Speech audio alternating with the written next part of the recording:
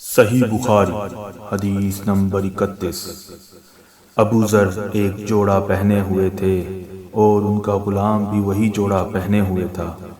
میں نے اس کا سبب دریافت کیا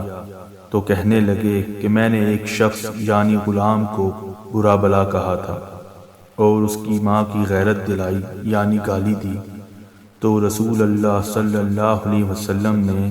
یہ معلوم کر کے مجھ سے فرمایا کہ اے ابو ذر، تو نے اسے ماں کے نام سے غیرت دلائی، بے شک تجھ میں ابھی کچھ زمانہ جاہلیت کا اثر باقی ہے۔